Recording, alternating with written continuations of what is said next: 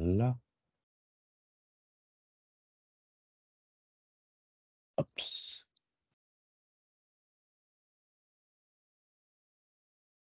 Voilà. Donc, on va commencer avec la deuxième partie du cours. Donc, je pense que normalement, hier, vous avez eu les exercices de la première partie. Et donc, la première partie, c'était expliquer une variable continue. Oui, une variable contenue en fonction d'une variable qualitative. Et donc, aujourd'hui, on va faire les deux autres cas. Donc, expliquer une variable continue en fonction d'une variable continue, ce qu'on va faire maintenant en premier avec la régression linéaire. Et après, expliquer une variable qualitative en utilisant une variable qualitative. Donc, d'abord, variable réponse continue et une variable explicative continue. Et là, pour faire ça, on va utiliser la régression linéaire. Donc, si on retourne vers l'exemple des engrais, on avait vu la fois passée avec ANOVA, on avait vu l'exemple où il y a 3 engrais A, B et C, et on utilise cet engrais sur des plants de maïs. Et on voudrait savoir, est-ce qu'il y a une différence entre les engrais pour voir s'il y a un engrais qui est meilleur que les autres ou pas. Donc là, les 3 engrais, c'était une variable catégorielle, une variable qualitative, 3 catégories A, B, C, et on regardait la croissance des plantes, et donc la croissance était une variable continue. Ce qu'on va faire maintenant, c'est similaire mais différent. Donc, pour exemple, on pourrait regarder, on utilise l'engrais, le meilleur engrais qu'on avait choisi entre A, B et C, et on va voir, est-ce que si on utilise cet engrais sur les plants de maïs, est-ce que la quantité d'engrais utilisée va influencer la taille des plantes?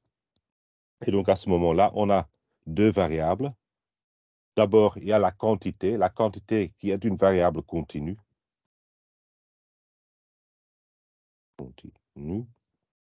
Et on va utiliser la quantité pour expliquer la croissance, pour expliquer la taille des plantes, qui est aussi une variable continue. Et donc, on va commencer par la statistique descriptive, ce qui est relativement facile, il n'y a pas grand-chose à faire. Voir comment c'est estimé Y en fonction de X. Donc, on va changer notre idée de ANOVA qu'on a utilisé la fois passée vers régression linéaire. On va quantifier et tester la réduction d'incertitude. Donc, comment on peut choisir la régression linéaire optimale. Donc, comment on va faire ça? Inférence pour les paramètres de la régression. Donc, regardez, est-ce que le modèle est un modèle utile? Est-ce que le modèle est significatif? Et si oui, est-ce que les paramètres dans le modèle sont tous significatifs, oui ou non?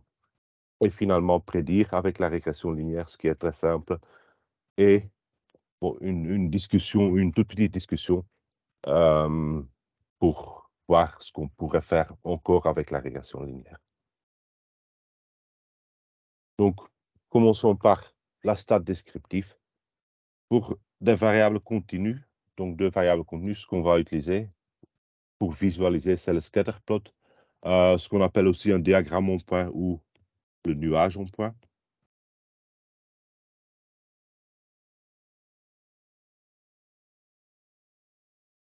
Et il y a un indice numérique à côté des indices que vous connaissez par variable. Donc, si vous avez, ou si vous allez regarder la régression linéaire, bon, d'abord, vous regardez toujours les 2 variables séparément comme des variables univariées, comme on a expliqué la fois passée. Et donc là, vous regardez la moyenne, la variance, n'importe quoi. Tandis que maintenant, pour un indice numérique, pour les 2 variables continues au même moment, on va regarder le coefficient de corrélation. Donc, un indice numérique qui s'ajoute et pour visualiser le scatterplot.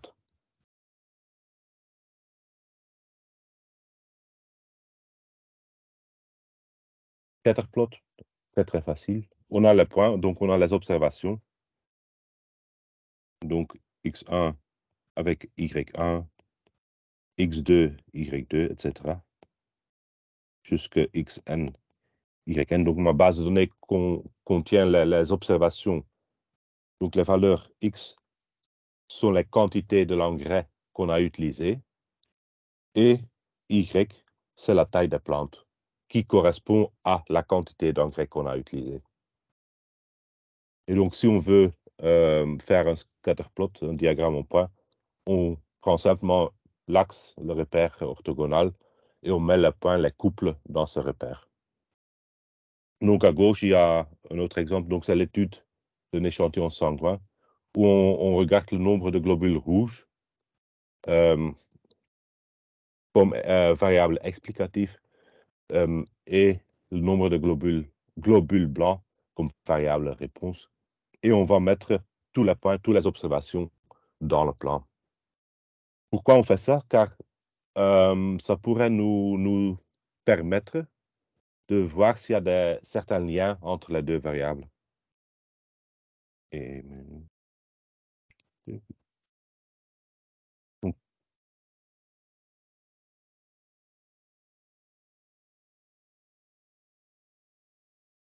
par exemple, pour l'engrais, probablement, si j'utilise plus d'engrais, la plante va pousser plus, donc il va devenir plus large, mais à un certain moment, il sera saturé, et donc il n'y a plus d'incrément dans la taille. Et donc là, on pourrait voir, par exemple, qu'il y a au début une tendance croissante, mais qu'il va, ou cet effet va se limiter si la quantité de l'engrais atteint un certain point. Et donc, le scatterplot, le diagramme en point, il va nous permettre visuellement de voir s'il y a quelque chose ou s'il y a une tendance dans les observations. Et donc, la tendance qu'on va regarder surtout, c'est la tendance linéaire. Donc, est-ce que je peux, est-ce que le modèle qui va expliquer la variable y en fonction de la variable x, est-ce que je peux le modéliser par une droite?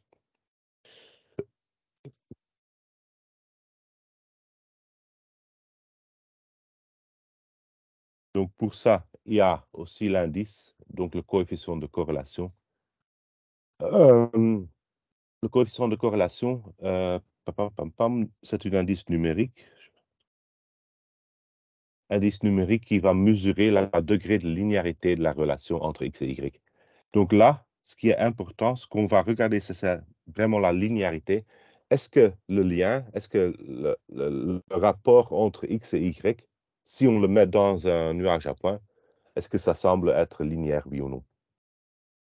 Et donc, il est défini comme ça. Donc, on a la formule ici. Et donc, on prend à chaque fois, on compare avec la moyenne. Donc, on regarde tous les écarts des valeurs x vis-à-vis de la moyenne de x. Donc, ce sont les xi moins x bar. Et on utilise tous les écarts de y vis-à-vis de la moyenne d'y, les yi moins y bar. Et donc, un point important, c'est donc la moyenne des deux variables. Et la coefficient de corrélation, il est défini comme la somme des écarts de x fois les écarts d'y divisé par la racine des sommes des écarts de x au carré fois la racine des sommes des écarts des y au carré. Et donc là,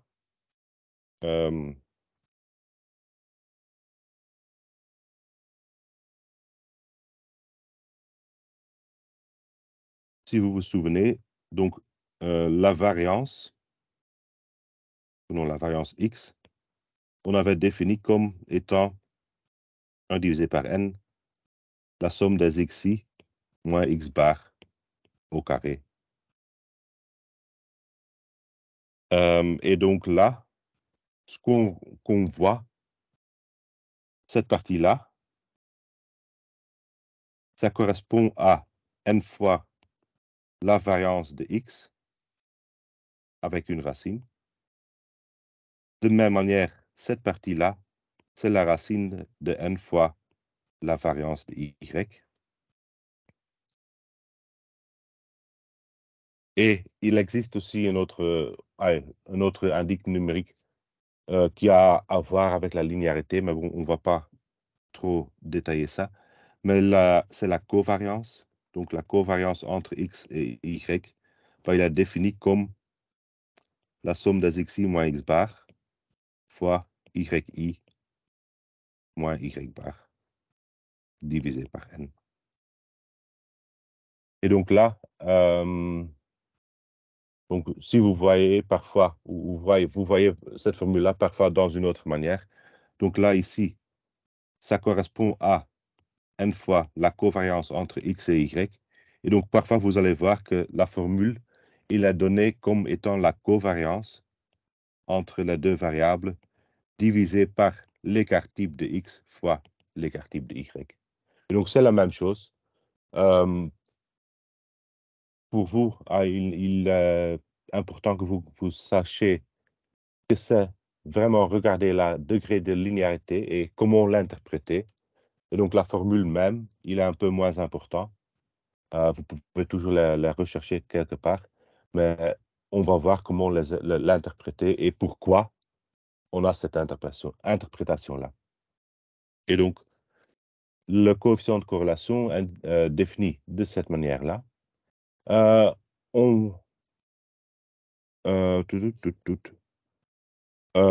va varier toujours entre moins 1 et 1. Moins 1 et 1, indiquant d'une manière le type de relation. Donc, est-ce que la relation linéaire est croissante ou décroissante? Ce qu'on va expliquer sur la slide qui suit. Et aussi, est-ce que la relation est forte, oui ou non? Et donc, si on trouve un coefficient de corrélation égal à 1, on dit qu'on a une relation parfaitement linéaire avec une pente positive, donc une relation parfaite ou parfaitement linéaire croissante.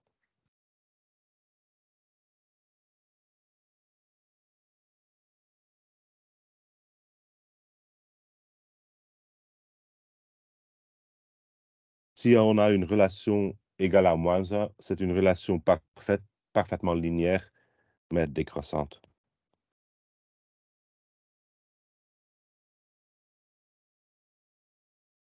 Et donc, une valeur nulle, il va signifier qu'il n'y a pas de relation linéaire entre x et y.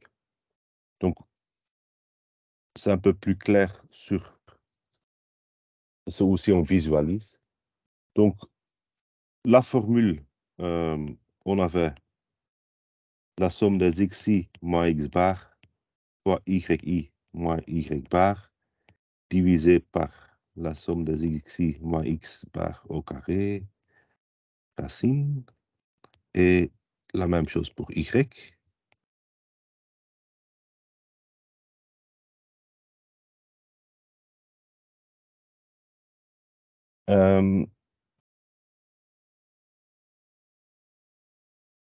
Et donc là, comme dit, le point important ou un point important pour cette relation, c'est la moyenne. Donc, si on regarde la moyenne ici, le point vert, c'est la moyenne x, la moyenne y.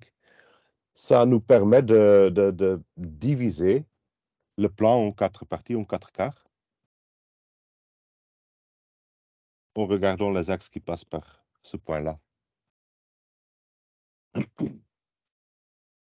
Maintenant, si on regarde la formule, dans cette formule-là, le dénominateur, il est toujours positif. Donc là, l'écart type, c'est la racine de la variance. Cette partie-là est toujours positive. Et donc, la signe du coefficient de corrélation, il est complètement déterminé par le numérateur. Et donc là, on va regarder qu'est-ce qui se passe avec ce signe-là vis-à-vis de la location des points. Donc là, on a 4 écarts. Disons la première, deuxième, troisième et quatrième.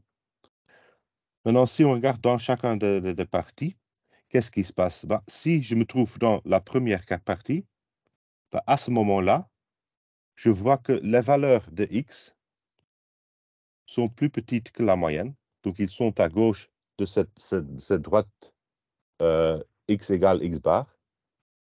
Et pour y, ben, les valeurs d'y dans cette partie-là, ben, ils sont au-dessus de la moyenne de y. Donc, y est plus large que y bar.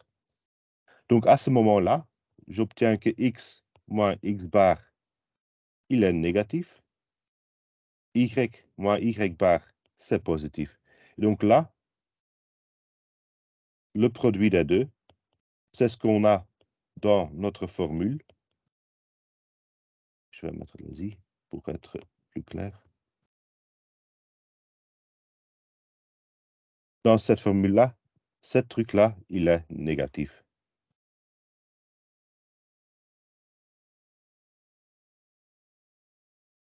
Donc, les points qui se trouvent dans ce premier cadran, bah, ils sont négatifs. De même manière, si on regarde dans le deuxième quadrant, là, où à ce moment-là, on voit qu'il y a très peu de points, vu on trouve une relation décroissante. Donc ici, les xi sont plus larges que l'x bar. Ils sont à droite de la ligne verticale. Les yi sont plus larges que y bar. Ils sont au-dessus. Et donc, xi moins x bar est positif. Yi moins y bar est positif. Et le produit des deux est aussi positif.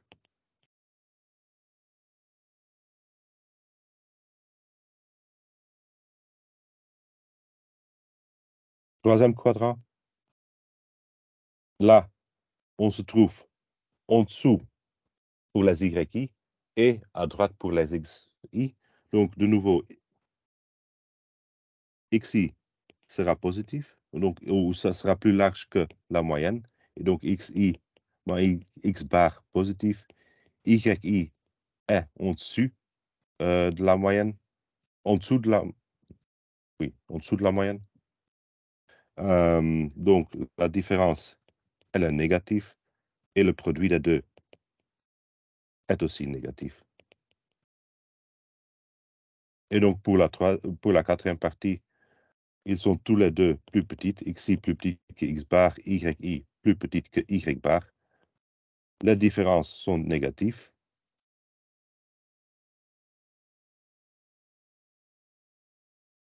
Et donc, le produit des deux, il devient positif. Et donc, ce qu'on remarque, c'est en utilisant ces quadrants-là, bah, le premier et le troisième quadrant, bah, pour les valeurs qui se trouvent là, ce produit-là, il est négatif. Et pour les deux autres, le produit est positif. Maintenant, on va prendre la somme de tous ces produits. Et donc, si on a cette relation décroissante, comme dans le graphique, bah, on voit que la majorité des observations se trouvent dans les parties rouges.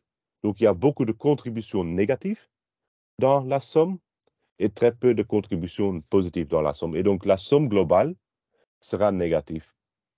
Et donc là, ça revient au fait que si la corrélation est négative, bah, il est lié à une décroissance, donc à une relation linéaire décroissante.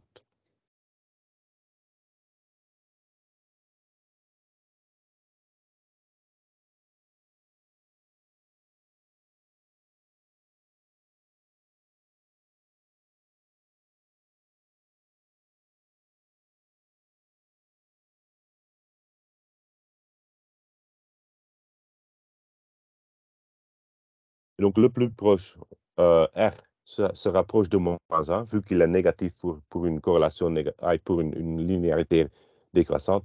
Le plus proche de moins 1, bah, le plus forte la relation linéaire sera. Et donc, si il est exactement égal à moins 1, ce qui est dans la réalité, bah, ça se passe presque jamais, bah, à ce moment-là, on va trouver que tous les points se trouvent exactement sur une ligne décroissante. Et donc, pour une corrélation positive, on va trouver une visualisation pareille. Donc, la même idée. On avait 2 cadrans avec des contributions positives, 2 cadrans avec des contributions négatives. Et donc, ici, on voit que la majorité des points se trouvent dans la partie positive. Et donc là, R sera positif. Donc là, ça correspond à une relation croissante.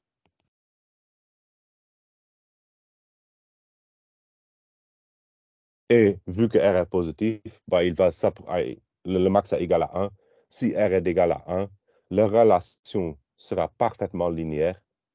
Et le plus proche de 1, bah, le plus fort, ou le plus forte, cette relation sera.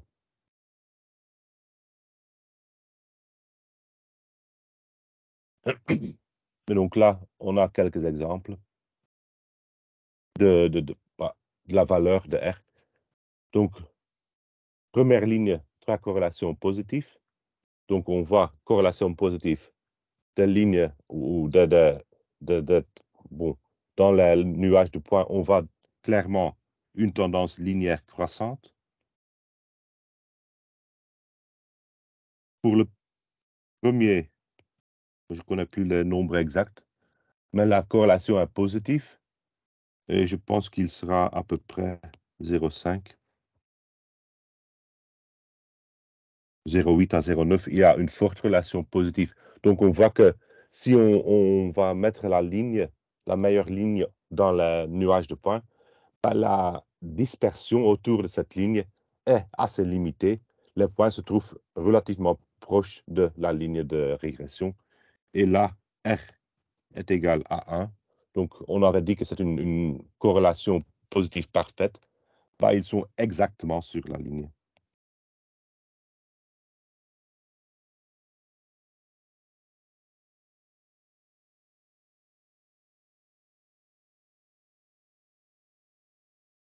Même chose, mais négatif. Donc là, pour les 3, on voit clairement qu'il y a une relation négative et on peut le caractériser par une relation linéaire.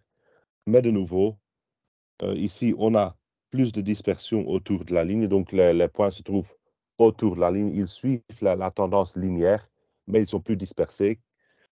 Sera à peu près moins 0,5, moins 0,8, je pense. Et là, égal à moins 1. Et donc là, on voit que positif, tendance croissante, négatif, tendance décroissante. Et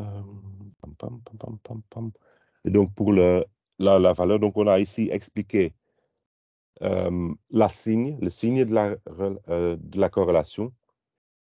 La signe, il correspond à croissante, décroissante.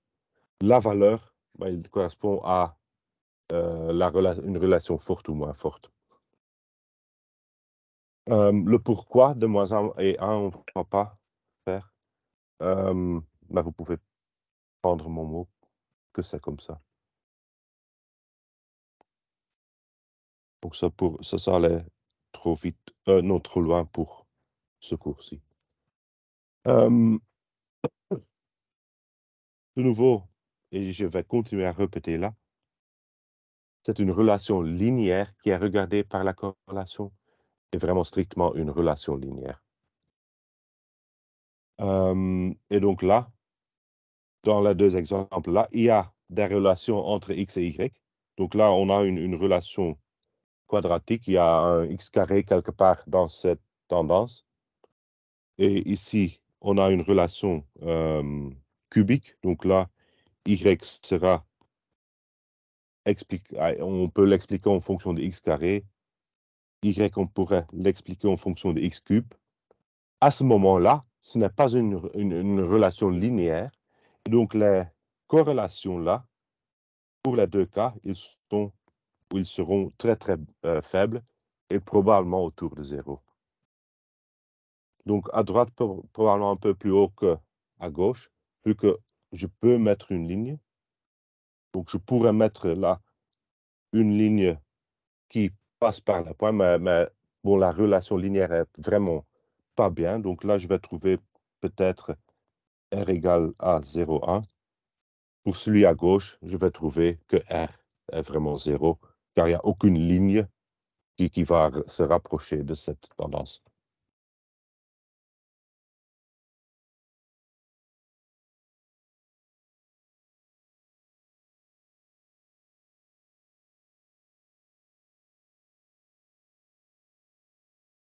Oui.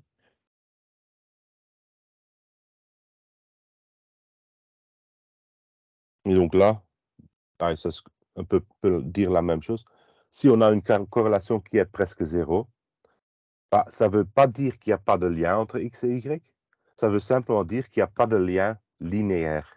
Donc, je ne peux pas trouver une relation linéaire, mais je pourrais trouver une autre sorte de relation. Donc, de nouveau, à droite, là, on a une relation quadratique. Donc, il y a effectivement un lien entre X et Y, mais, comme vous voyez, la corrélation est égale à 0. En termes de lien linéaire, il n'y a rien. De même chose à droite, là, les deux variables ils sont indépendants l'un de l'autre. Il n'y a pas de relation ou de tendance qu'on sait voir entre le rapport X et Y. Et donc là aussi, on retrouvera une corrélation très faible, donc 0,08, donc ce qui est presque 0. Donc, pour une relation linéaire, on va trouver une corrélation.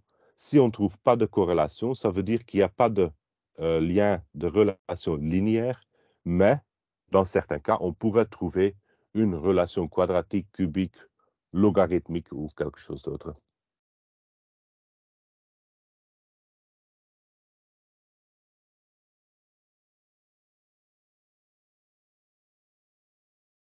Et la dernière partie de 3.1, ce qui est assez important. Donc, si on trouve une corrélation, positive ou négative, n'importe, ça ne veut pas dire qu'il y a un lien de causalité entre les deux variables.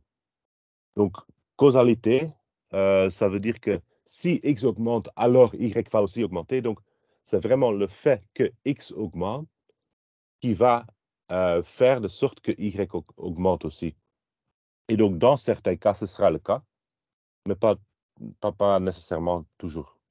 Et donc là, un exemple très connu pour montrer la différence entre corrélation et causalité. Donc là,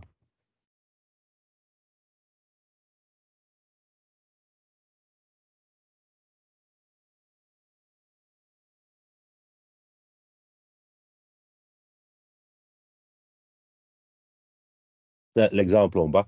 Donc là, on a regardé la consommation de chocolat sur l'axe horizontal et on a expliqué le nombre de prix Nobel par la consommation de chocolat. Et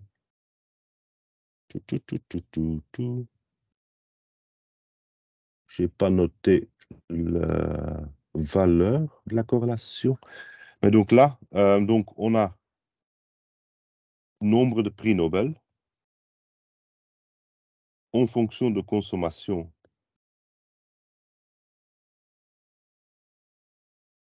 chocolat.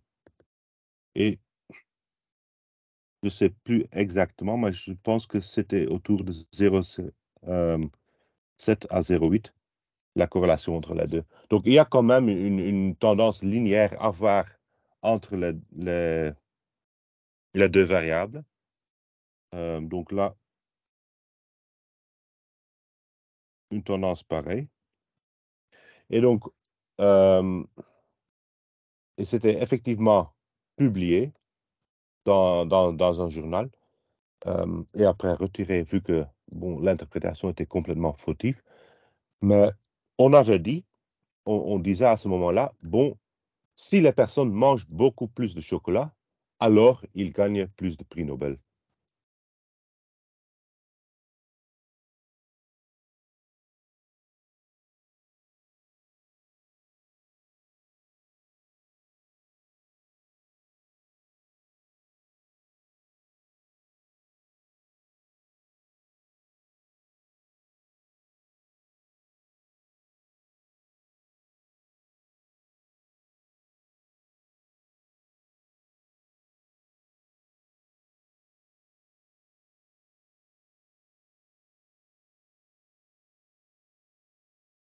Et donc, on avait vraiment tiré ou dit qu'il y a une causalité entre les deux variables, entre la consommation de chocolat et gagner des prix Nobel.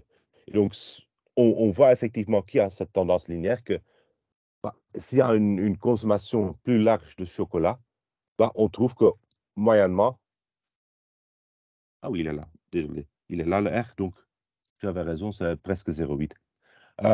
Que si on mange beaucoup plus de chocolat, alors apparemment, il y a aussi beaucoup plus de prix de Nobel.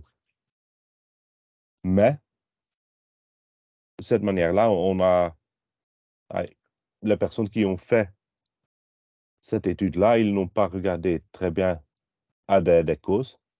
Et il y a d'autres personnes qui ont élargi l'étude et qui ont démontré, bon, ce lien de corrélation, il existe, il y a une tendance linéaire, mais bon, le chocolat, il n'est pas la raison pour le nombre de prix Nobel. Et donc, il y a une autre étude qui a montré là que, bon, ce que les autres ont dit, c'est complètement ridicule. Et c'est vraiment pas à cause du chocolat qu'on gagne les prix Nobel. Il y a un autre facteur qui va influencer les deux. Et donc là, on avait la variable X et la variable Y. On avait trouvé un lien de corrélation entre les deux, mais il n'y a pas de lien de causalité.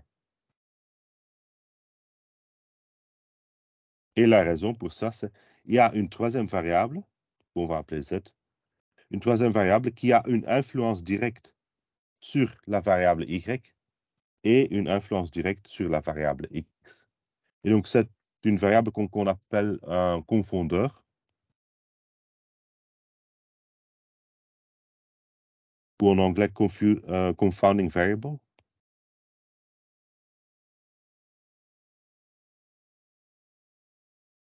Et c'est la variable Z qui est la raison de la causalité. Donc, la variable Z a une influence sur X, une influence directe sur X, un lien de causalité. La variable Z a une influence directe sur Y, un lien de causalité. Et parce que X et Y sont liés par la variable Z, alors on va aussi trouver une corrélation entre X et Y. Mais il n'y a pas de lien lien de causalité entre X et Y. Et pour cet exemple de chocolat et prix Nobel, on pourrait regarder les deux là.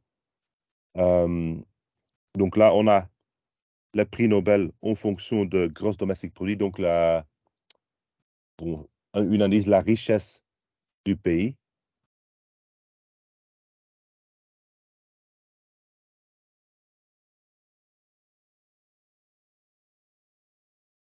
Et de même manière, on peut regarder la consommation de chocolat en fonction de cette même variable. Et on voit qu'il y a un lien entre les deux aussi, une corrélation, mais aussi un lien direct, un lien de causalité. Donc, si l'API est relativement bien, il a une bonne économie, il y a beaucoup de personnes et tout ça, de cette manière-là, l'éducation sera meilleure. Il y a beaucoup de personnes qui ont l'opportunité d'éduquer ou de suivre une éducation haute et aller à l'université, tout ça. Et donc, cela cause qu'il y a beaucoup plus de personnes en académie à l'université qui travaillent sur la recherche. Et donc, il y a beaucoup plus de chances pour gagner des prix Nobel. De même manière, si le pays est riche, les personnes ont normalement des salaires plus hauts. Et vu que le chocolat n'est pas toujours accessible à tout le monde et n'est pas toujours si bon marché, bah, c'est aussi logique que si les personnes sont riches, ils ont plus l'opportunité d'acheter et de consommer le chocolat. Donc, c'est vraiment la situation, la richesse du pays qui est le lien de causalité entre les deux variables, entre la variable ou avec la variable prix Nobel et avec la variable consommation de chocolat. Et donc, la première ligne là, il y a d'autres corrélations qui sont assez bizarres. Donc, on peut trouver des corrélations bizarres, comme par exemple, on a aussi montré dans cet article-là, bah, le prix Nobel, c'est la troisième graphique, celle-ci. On a regardé prix Nobel en fonction des magasins IKEA. Et donc là aussi, on trouvait une corrélation très forte de 82%. Et donc, on pourrait aussi dire, bah, s'il n'y a plus de magasins IKEA, alors on va aussi gagner plus de prix Nobel. Et de nouveau, c'est ridicule, vu que si le pays est plus riche, alors ils vont être plus de magasins et ils vont avoir, ou ils ont plus de chances de gagner les prix Nobel. Et donc là, et ça se passe souvent dans les journaux et aux télé, il y a des liens de causalité qui sont tirés. On va dire qu'il y a un lien de causalité car on trouve une corrélation qui est forte. Mais de nouveau, c'est à vous d'interpréter bien ou de savoir la différence. Une corrélation me donne un lien linéaire, mais ne me donne pas nécessairement un lien de causalité. Et donc là, on doit toujours s'interroger sur le fait, bah, est-ce que la corrélation, bah, est-ce que c'est vraiment un lien de causalité ou est-ce qu'il y a une autre variable qui pourrait influencer les deux variables? Donc, le Z là, est-ce qu'il y a un confounding variable?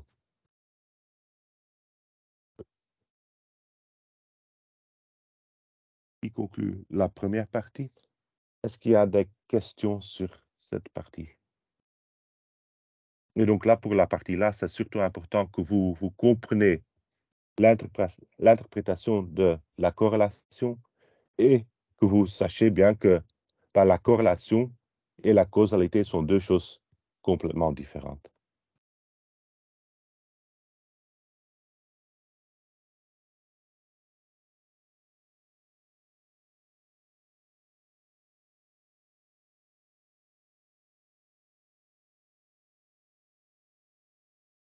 Sinon, on continue avec la deuxième partie. Donc, maintenant qu'on sait qu'il y a un lien linéaire entre X et Y, bah, je veux estimer Y en fonction de X. Donc, je veux créer le modèle qui va me donner l'explication de X en fonction d'Y. L'explication d'Y en fonction d'X. Et on va suivre un peu l'idée qu'on a utilisée chez ANOVA.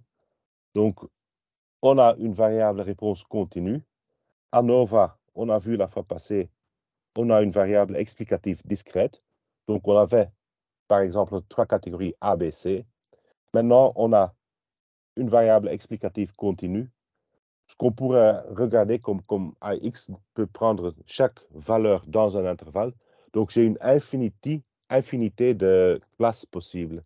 Donc, chaque valeur dans l'intervalle est possible comme valeur X.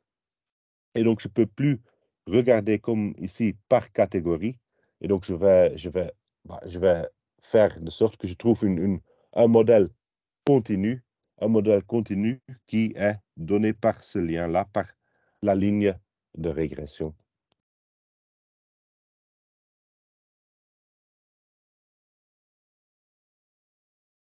Donc, ce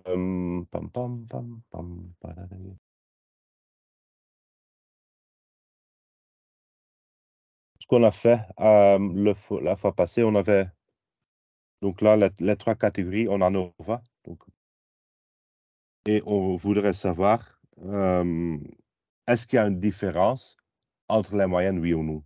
Et donc, on avait créé cette hypothèse nulle. Bah, la moyenne de la première groupe est égale à la moyenne du deuxième groupe, est égale à la moyenne du troisième groupe. Et il y a un moyenne, au moins un moyenne.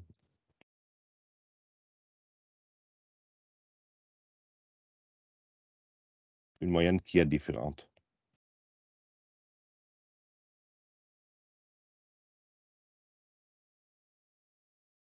Et donc, si les trois moyennes sont les mêmes, alors on disait, bon, le modèle idéal, c'est de ne pas faire une différence entre les trois cas, mais tout regrouper et regarder la moyenne de toutes les valeurs. Et donc là, à ce moment-là, on prenait le modèle comme ça. Donc, on prenait la moyenne globale, la moyenne générale de toutes les observations.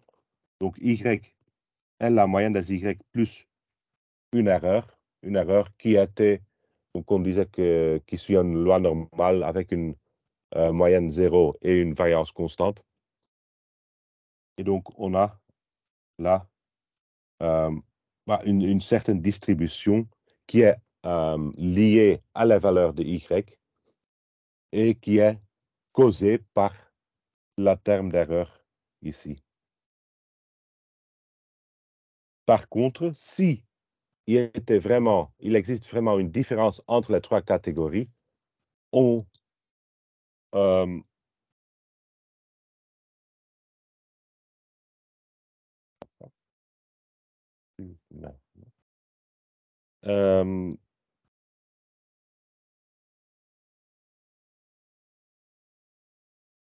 alors là, la valeur de X avait une influence et donc on devrait la modéliser en fonction de valeur de X. Et donc là, donc les trois classes ABC,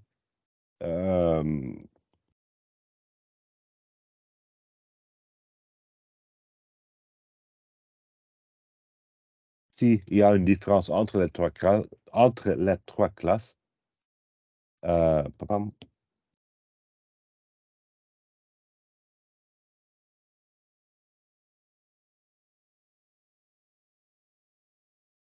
le modèle doit en tenir compte.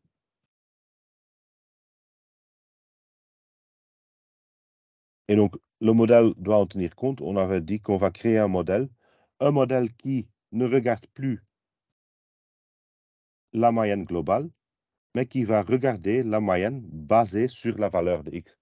Donc, on aura un modèle qui est constitué de trois parties. La valeur de Y donnée X est égale à la moyenne de Y pour les X qui ont une certaine valeur. Donc là, on avait, si on se trouve dans la première catégorie, la première classe, on prenait comme estimation, comme moyenne pour le modèle, la moyenne des valeurs qui se trouvent dans cette classe-là. Donc, c'est la moyenne mu A, plus, naturellement, une terme d'erreur epsilon Y qui fait de sorte que là, il y a cette dispersion autour de la moyenne. Il y a toujours la dispersion là, vu que les observations ne sont jamais exactement les mêmes. Et là, on avait trois catégories, donc on avait trois moyennes qu'on allait regarder, mu A, mu B et mu C. Et donc là, la valeur pour Y, ou le modèle pour Y, allait dépendre de la valeur de X observée. Donc si la valeur est A, on tombait dans le premier modèle, on fait une estimation par la moyenne de la première groupe, le groupe A. Si la valeur de X est égale à B, on va estimer Y par la moyenne de ce groupe B. Et si la valeur de X était égale à C, on va estimer Y par la moyenne du groupe C. Et donc là, on disait qu'on a une distribution par groupe, donc c'était la distribution conditionnelle, donc la distribution pour groupe A, pour groupe B et pour groupe C. Et de nouveau, on supposait que les erreurs suivaient la loi normale. La moyenne était égale à 0 pour n'avoir pas de biais. Et on imposait aussi que la variance devrait être la même pour toutes les erreurs. Donc, la variance pour les trois classes devrait être la même. Excusez.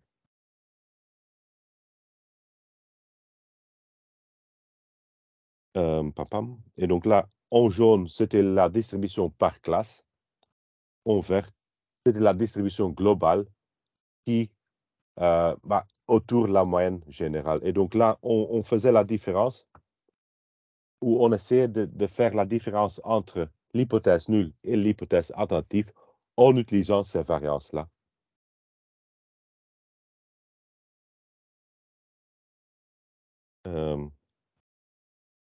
Je vais répéter ça.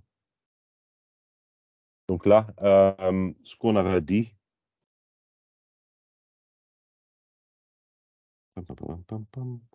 donc j'ai mes trois classes, classe A, classe B et classe C.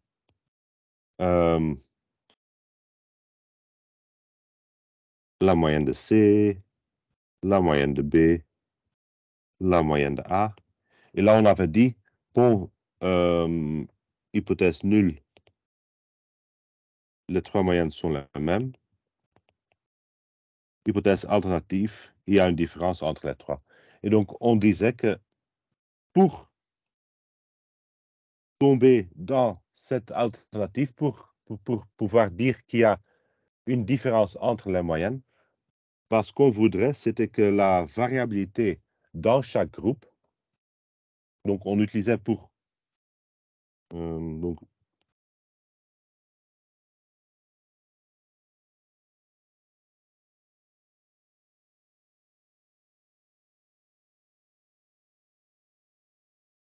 on utilisait la variance pour décider si on tombait dans l'alternative ou l'hypothèse nulle. Donc, c'était la test ANOVA, Analysis of Variance.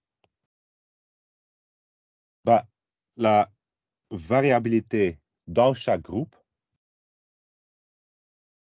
est relativement petite. Donc, ici, la variabilité dans les groupes est plus petit, beaucoup plus petit que la variabilité totale. Et donc, à ce moment-là, on pourrait faire une distinction entre les groupes, une distinction plus claire entre les groupes. Et donc, pour l'alternative, on a besoin que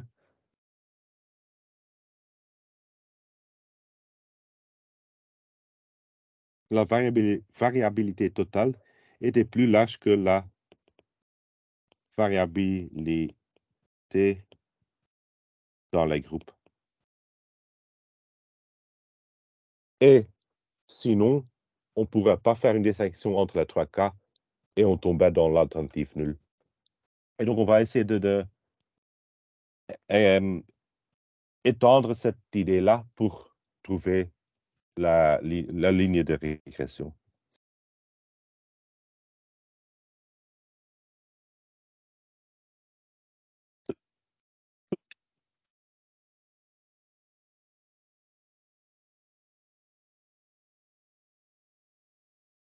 Et donc là, maintenant, on a le cas continu. X est continu. On a la même idée. Si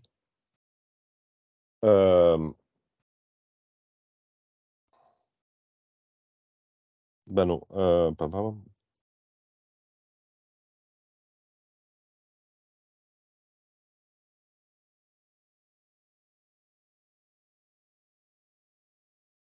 attendez, s'il vous plaît. Oui, non. Donc là, je vais faire le truc ici. Donc dans ce cas-ci, on va trouver des observations pour un X qui est continu. Si on regarde une certaine valeur de X,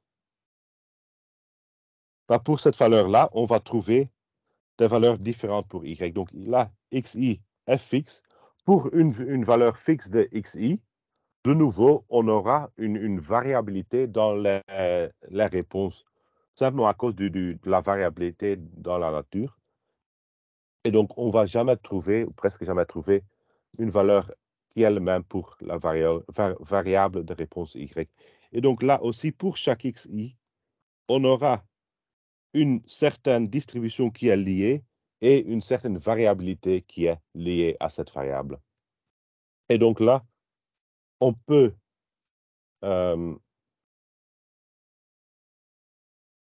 on peut dire que, bon,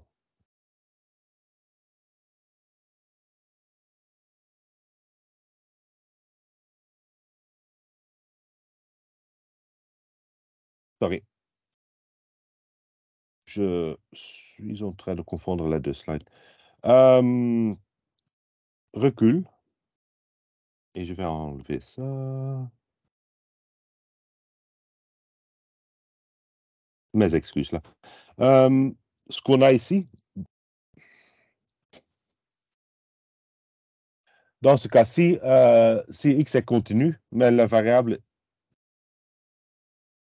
et je prends un modèle pareil, donc un modèle y en fonction de x n'est que la moyenne d'y, plus naturellement le terme erreur. À ce moment-là, il n'y a pas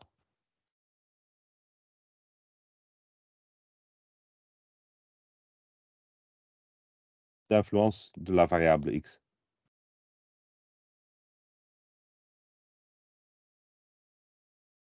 Donc, n'importe quelle valeur de la variable x, il ne va rien changer. Il n'aura pas une influence directe sur la variable y, ce qui correspondait à ce cas-ci. Ce cas-ci, bon, la valeur de la classe n'a pas d'influence sur la valeur de réponse.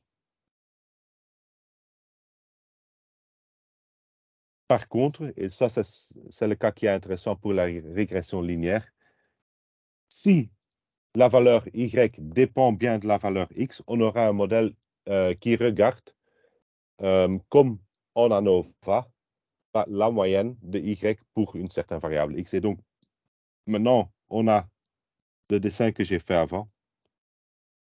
Là, je peux prendre ici. Donc là, on aura des mesures effectuées. Et pour une certaine variable de x,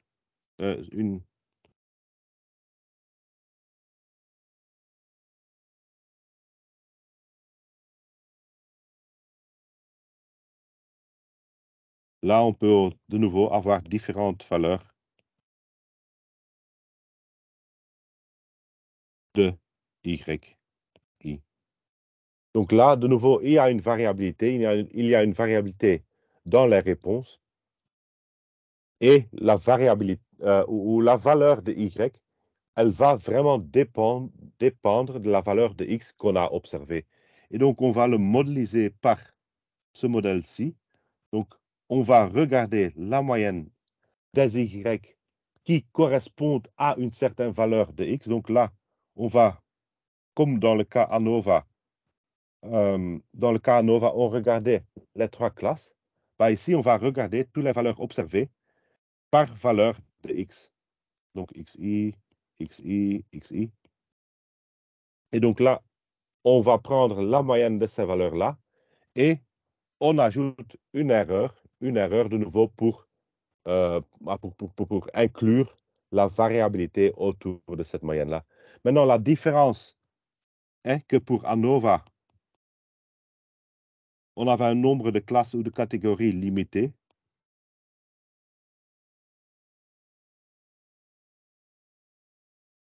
Mais maintenant, ici, on pourrait dire qu'on a un nombre de catégories infini.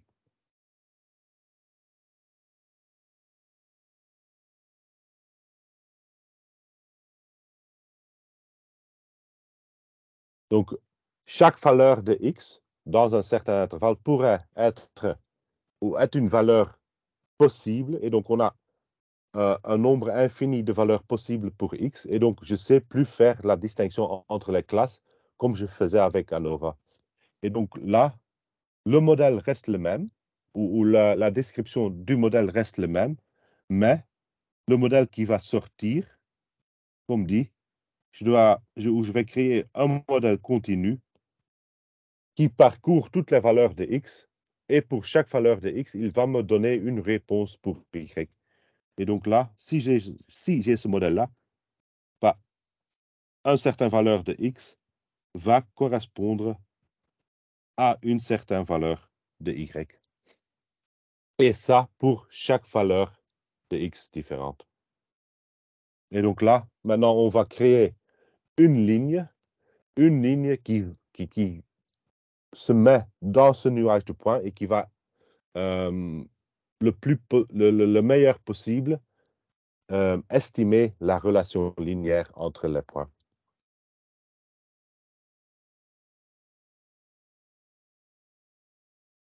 Et donc là, on a la même idée. Si il n'existe pas de lien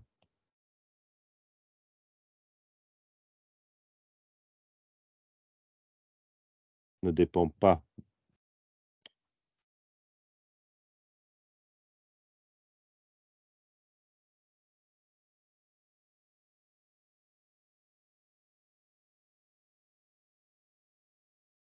si y ne dépend pas de x, comme dans le cas ANOVA, le meilleur modèle qu'on sait faire, c'est simplement prendre la moyenne générale, la moyenne de toutes les observations.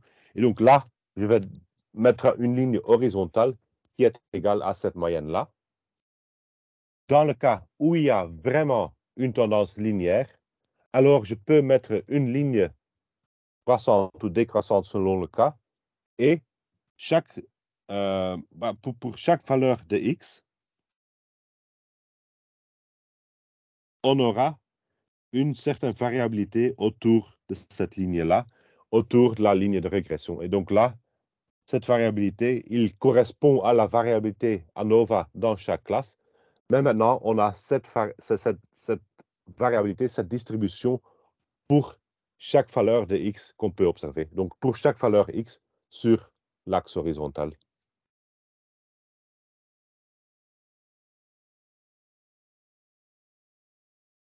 Et donc, quelle est l'idée pour cette estimation, pour trouver cette ligne? Donc, une ligne où la ligne, on le note comme ax plus b. Donc, ici, on utilise a ou alpha chapeau, donc l'estimation de la pente plus bêta chapeau, l'estimation de l'intercept.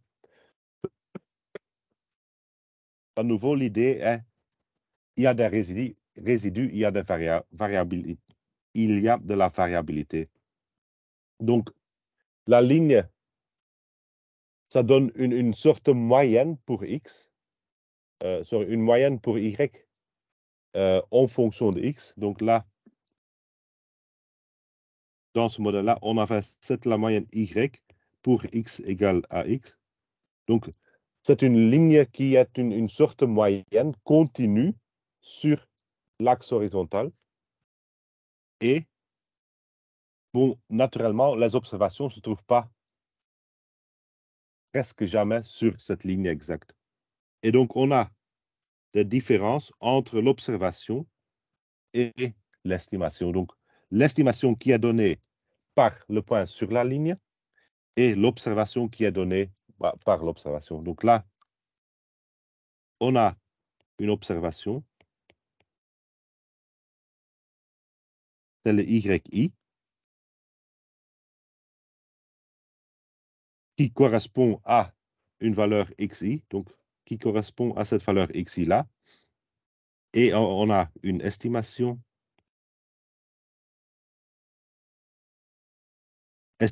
YI chapeau, qui est donnée par la ligne de régression. Donc, qui est donnée par alpha XI plus bêta.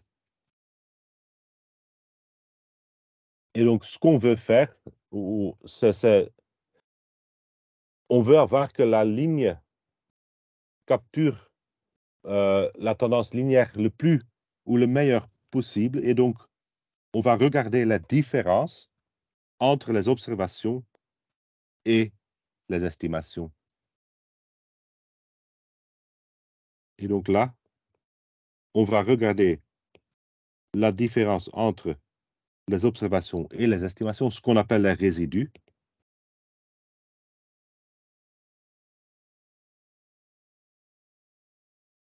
Et donc, on veut que les résidus sont minimales.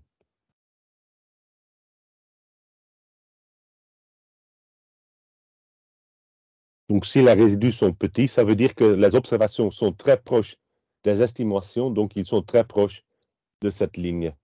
Et on veut avoir ça pour chaque observation ou chaque couple d'observations qu'on a fait.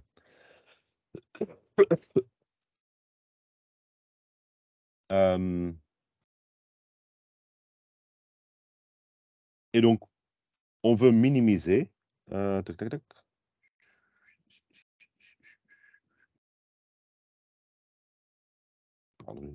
C'est plus facile. Donc, on avait RI, les résidus sont les observations moins les estimations. On veut qu'ils soient minimales.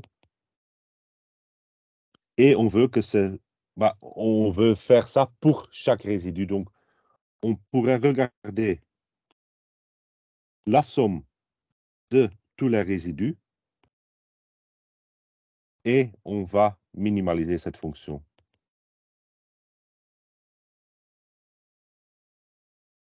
Maintenant, cette mesure-là, ce n'est pas une bonne mesure. Pourquoi pas? Car il est possible de montrer que la somme d'un résidu est toujours égale à 0. Pourquoi? C'est car les résidus ou la ligne, c'est une ligne moyenne. Et donc, on a un nombre de résidus positifs au-dessus de la ligne. On a un nombre de résidus négatifs au-dessus de la ligne. Et vu que la ligne est calculée comme la moyenne de toutes les observations, les résidus positifs vont annuler les résidus négatifs. Et donc là, ce n'est pas une bonne idée de prendre la somme des résidus, car la somme est toujours égale à 0. Donc, ce qu'on va faire, ce n'est pas regarder les résidus, mais les résidus au carré. Et de cette manière, on enlève l'influence du signe du résidu. Et donc, ce n'est pas important pour moi si le résidu est positif ou négatif. Donc, si le point se trouve au-dessus ou en dessous de la ligne, ce qui est important, c'est est-ce qu'il est loin de la ligne, oui ou non. Et donc, ce qui m'intéresse sont les valeurs des résidus, mais pas les signes. Et donc, en prenant la carré, on va enlever l'influence du signe et on regarde simplement les valeurs, la distance entre la ligne et l'observation. Et donc là, on a dit les résidus, ce sont les YI moins YI chapeau. Donc les observations moins les estimations.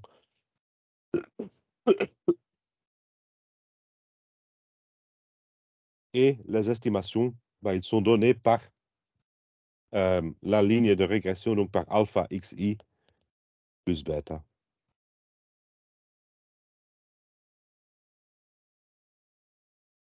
On veut minimiser cette fonction-là. Donc, minimiser veut dire qu'on veut trouver, on va chercher les valeurs optimales de alpha et bêta telles que cette somme devient minimale. Et donc, pour faire ça, mais on va... c'est pas... Je vous dis, comme ça vous savez, mais la manière est dériver la fonction vers alpha, dériver vers bêta. Ça donnera deux équations pour deux inconnus. Mettre égal à 0 et résoudre.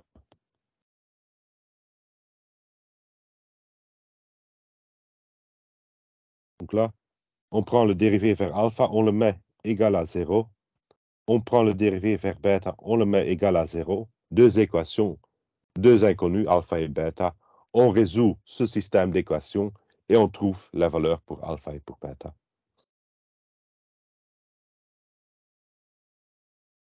Et si on fait ça, on trouve ces valeurs-là pour alpha et pour bêta.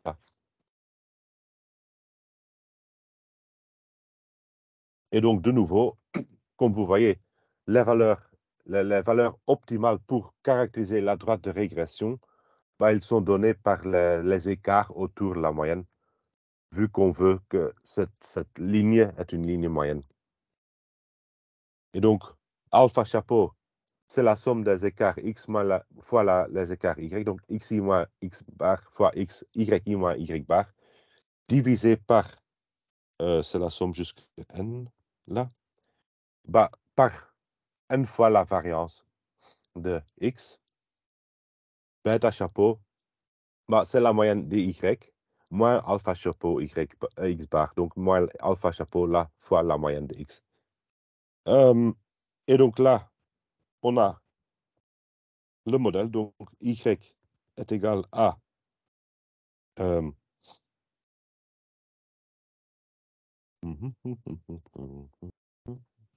alpha chapeau x plus bêta chapeau, ce qui me donne la ligne, l'équation de cette ligne de régression.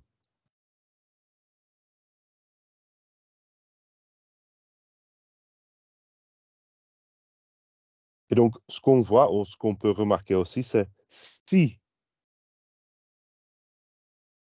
pas de relation linéaire,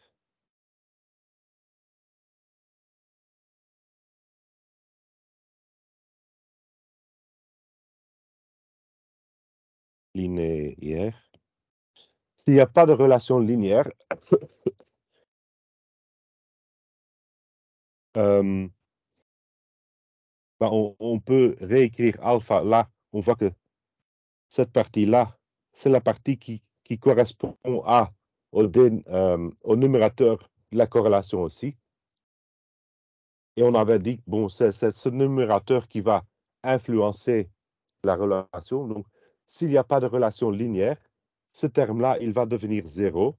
On trouve que alpha chapeau est égal à 0 et le bêta chapeau est égal à y bar. Donc, pas de relation linéaire me donne la droite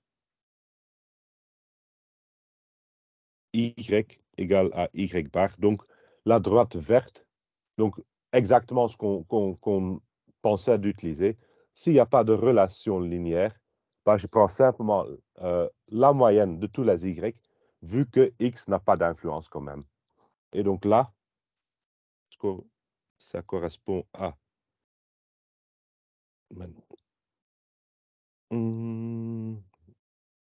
cette partie-ci. Si la valeur de y ne dépend pas de x, bah, le modèle que je prends, c'est simplement la moyenne générale. C'est le meilleur que je sais faire. Et donc là, je retrouve aussi dans la formule de la régression linéaire, s'il n'y a vraiment pas de relation linéaire entre les deux, bah, le modèle j'utilise, c'est la ligne horizontale, la ligne verte ici, qui correspond à la moyenne de tous les y, sans tenir compte de la valeur de x. Et là, de nouveau, la formule ou les deux formules pour alpha chapeau, bêta chapeau, ils ne sont pas très importants. Ce qui est important, c'est l'idée derrière. On cherche une ligne qui a une sorte de moyenne de y et qui dépend des valeurs x. Donc, c'est une moyenne conditionnelle.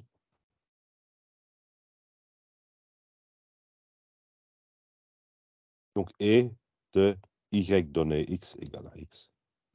Donc là, si cette moyenne ou cette ligne existe là, il y a une influence de x sur la valeur de y, et donc on peut faire, ou on peut créer une ligne de régression.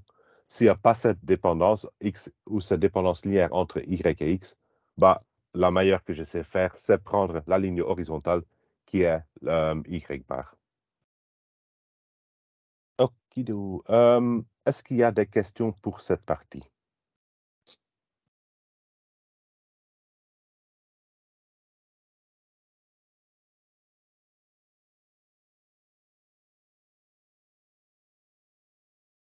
S'il n'y a pas de questions, alors on prendra 10 minutes de pause et on recommence vers 55.